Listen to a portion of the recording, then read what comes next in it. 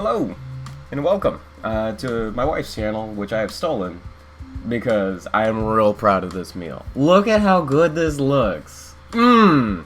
It's a flap steak with steamed broccoli and garlic mashed potatoes, and I just want to take you over the steps to make it in case you want to try it yourself. We start off with the meat marinade. Basically, you can use any sort of marinade. The primary thing is that you need some sort of acid, you need some sort of salt, you need some sort of, taste good stuff. This one is 1/2 cup soy sauce, 1/4 cup rice vinegar, 2 tablespoons garlic powder, and a tablespoon of garlic ground ginger, sesame oil, Worcestershire sauce, and black pepper. You put it into a bag, and then you let it chill while you're preparing up your other ingredients. First one is going to be broccoli, which is, you just cut out the stems, get rid of the leafy bits at the side, put it inside of a basket, and then put that basket above some boiling water. Boom! You now know how to steam broccoli. Once it's on top of the basket, just go ahead and put a lid on there, set a timer for about 12 minutes.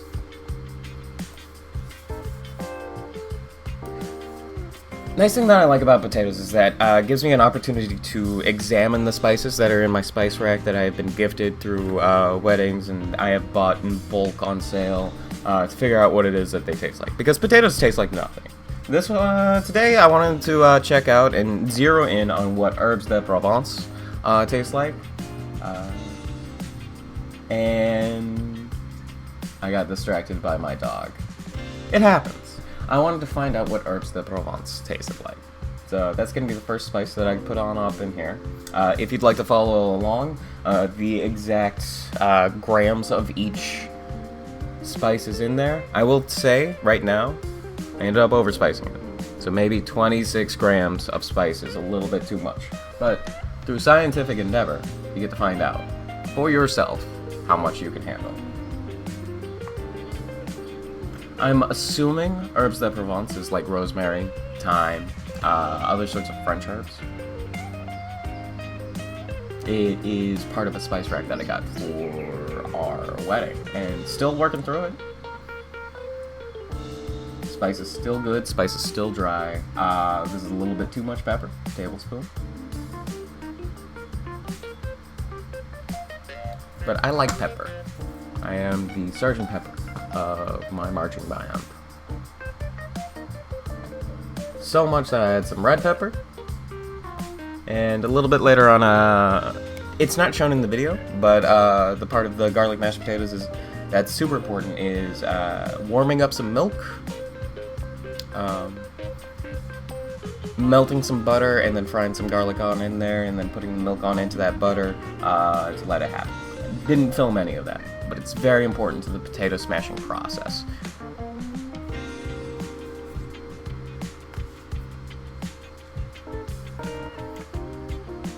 Delicious.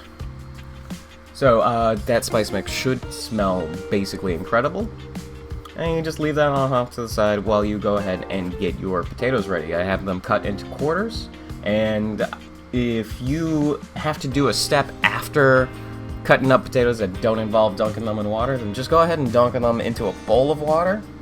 It'll keep them from browning up while you're doing your other steps. Another thing that I like doing because I'm a busybody is I like boiling my water in a water boiler.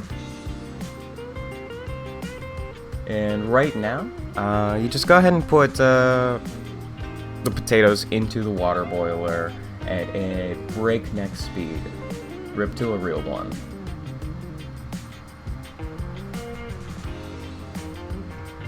And enjoy. Off to the side in that saucepan, like I said, just a little bit of butter, a little bit of milk. It just helps give it, when you add that into the smashing process, it lets your potatoes have some sort of shape to them. It's also a good vehicle for the spices, all that sort of stuff. And that is just going to boil and hang out there for about 20 minutes. So we're already up to, this is going to take a half hour of your life at least. Around the 15-minute mark, it's good to just go ahead and take one of the big old potato chunks, poke it with a fork, feel how much resistance there is. It's hard to demonstrate through video, but there was a slight amount of resistance in that potato. Enough that I could break through it with a fork, but if all those potatoes stood together, I would have a struggle. So I'm going to let them cook for another 3 or so minutes. Alright, this shot is in here because I wanted to show off the massive amount of paper towels that I still have in stock. Look at my works, ye mighty, and despair. The real reason why I'm doing this is because for red meat in particular, in order to get a good crust, you want to start off with a dry meat. And that's the whole point of marinade, is that you put it inside of this liquid so that the flavor is seeping a little bit on the inside. That way when you dry it off, in order to get that good crust, you still have the flavor. And if you're a coward like me and do your first flip too early, this is a little bit of what it looks like. These are very, very thin steaks, so they do not need to really be on the stovetop for very long.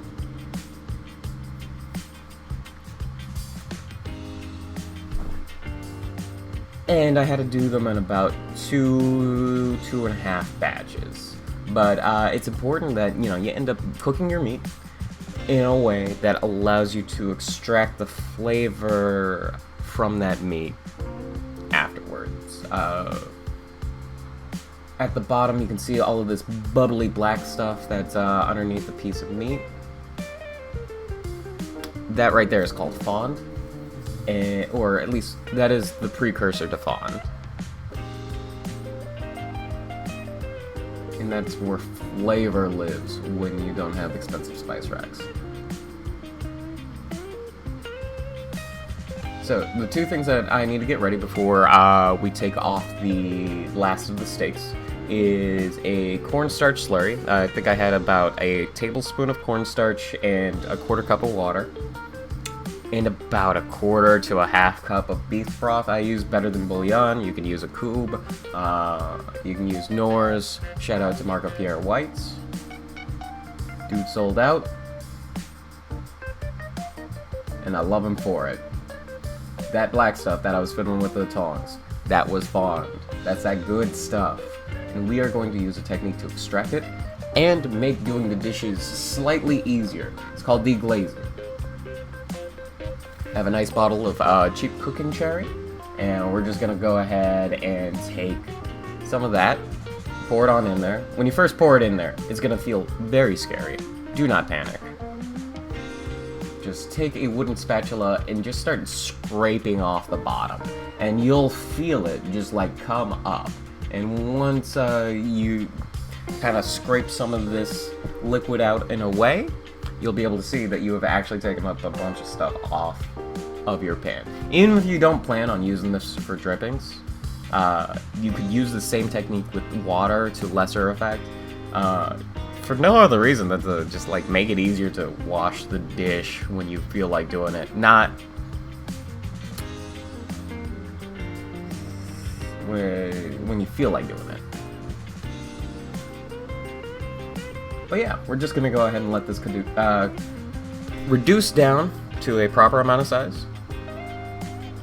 After introducing some beef broth, just going to go ahead and let that reduce down. Once it's like reduced down to, let's say you put in a 1/4 cup of beef broth, just like down to an 1/8 cup, or just like just a little bit, then go ahead and add the cornstarch slurry. That'll help thicken it, that'll help even out those bubbles, turn it into a sort of silky texture. If you want it thicker, add more cornstarch. If you want it more stewy-like or gravy-like, I think flour makes that sort of texture. And this is my wife setting the table, because we do this as a team.